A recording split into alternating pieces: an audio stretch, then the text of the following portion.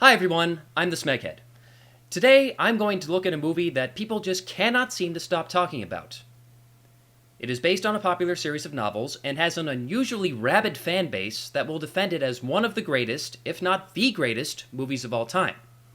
On the other hand, it also has an unusually rabid group of haters who think this movie sucks big donkey balls. As you may have guessed, I'm referring to Twilight. It's remarkable how there really hasn't been any middle ground. Either you loved it or you hated it. Cinematic masterpiece or cinematic excrement. So which side is right? Well, I'm curious about that myself. I haven't seen the movie before, nor have I read the books, so I really don't know what to expect. All I know is it's about vampires, and usually vampire movies are pretty good. Look at Interview with the Vampire, or Blade, or From Dusk Till Dawn, or 30 Days, okay, that's a bad example, but you get my point. It's also important to note that this movie won several awards. Yeah, I know, the awards came from MTV, whoop-de-fucking-do. Nevertheless, somewhere out there, a group of people got together, sat down, and decided that this was the best movie of the year. That has to be a good sign, right? Then again... oh dear. I'd never given much thought to how I would die.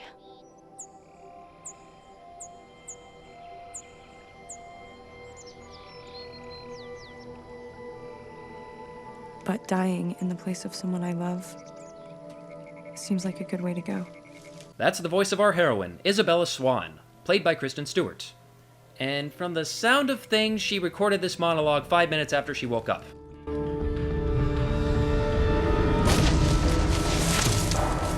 Run, Bambi, run!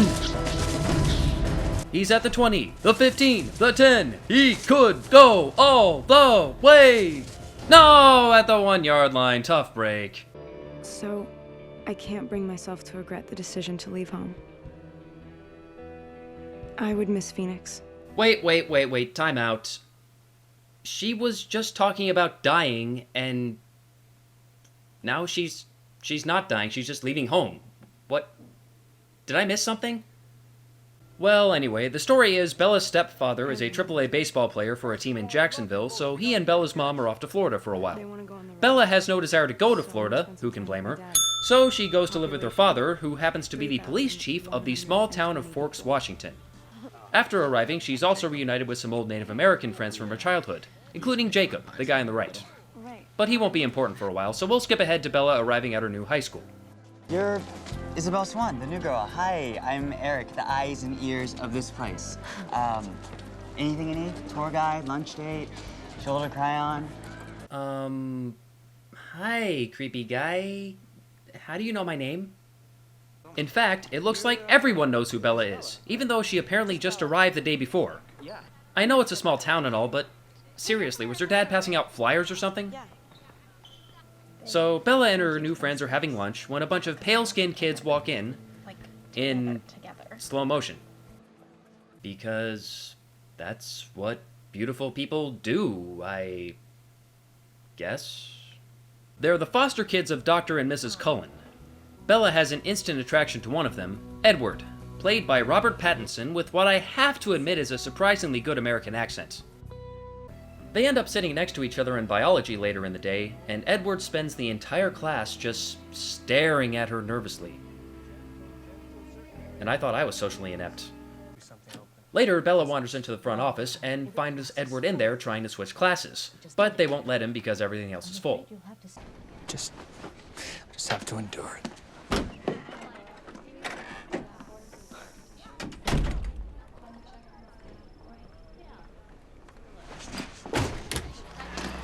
And you went in the office in the first place because...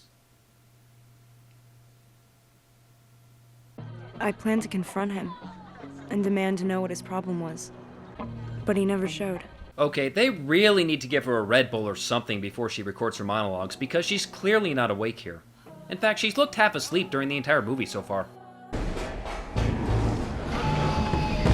So now we find ourselves watching some random dude getting attacked by 3 mysterious people. I have to say, as a quick little suspense scene, it's actually not half bad. The next day, Bella's dad says he has to go investigate someone who was killed by some sort of animal attack. An animal? You're not in Phoenix anymore, Bills. Yeah, because there aren't any animals in Phoenix that will attack you. So after several days of absence, Edward is finally back in class. And for no apparent reason, he suddenly starts being friendly. Is he wearing lipstick?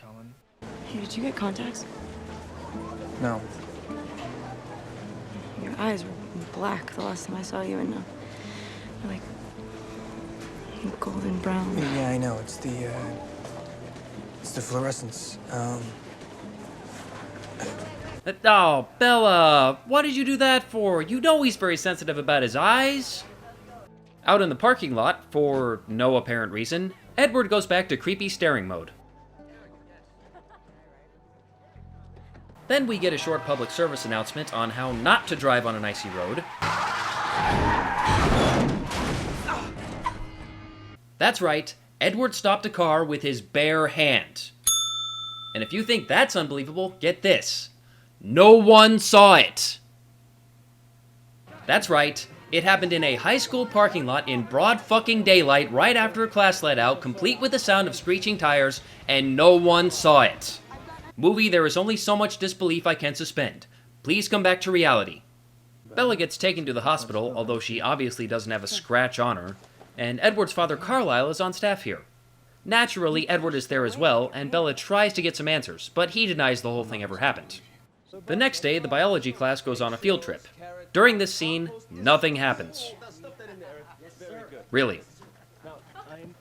The following day, Bella once again tries to get some answers out of Edward. Did you tell me the truth? No, probably not. I'd rather hear your theories. I have considered radioactive spiders and kryptonite. Actually, we haven't gotten to the Spider-Man ripoff yet. Could you stop pointing out the plagiarism before it happens? The next day, Bella and her friends go to the beach. Remember that Jacob guy from earlier? Well, he finally became important. You like stalking me? Wait, what? This is the second time he's been in the entire movie, and you're asking if he's stalking you? You fool! The guy with the lipstick, he's the stalker! Speaking of whom, Bella invited Edward to the beach, but he gave her some bullshit excuse and declined. One of Jacob's friends briefly explains why. The Cullens don't come here. Bella wonders what he meant by that, so she asks Jacob to elaborate. He tells her some old legend about how his ancestors supposedly made a treaty with the family many years ago. The Cullens agreed not to come onto their land, and the natives agreed not to expose them for who they really are. More on that later, but first... Nice jacket. Surprise, surprise, it turns out that the animal attacks may not have been carried out by animals after all. James, let's not play with our food. The next day at school, Bella notices that her stalker is once again MIA. He's not here. Whenever the weather's nice, the Cullens disappear. For the rest of this scene, nothing happens. After school, the girls go shopping for prom dresses. During this scene, nothing happens. I'm not kidding. All of this has been high school girls talking about high school stuff. That's it.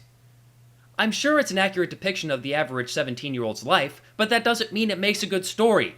A good story is supposed to have God, what's the word? Plot! If I wanted to see this shit, I'd just hang around at a local high school. Then again, that would probably get me arrested and labeled a pedophile, so I'm not going to do that. After nothing happens, Bella goes to a bookstore and picks up a book on local Native American legends. As she leaves, she's ambushed by some drunk frat boy assholes. But guess who conveniently shows up?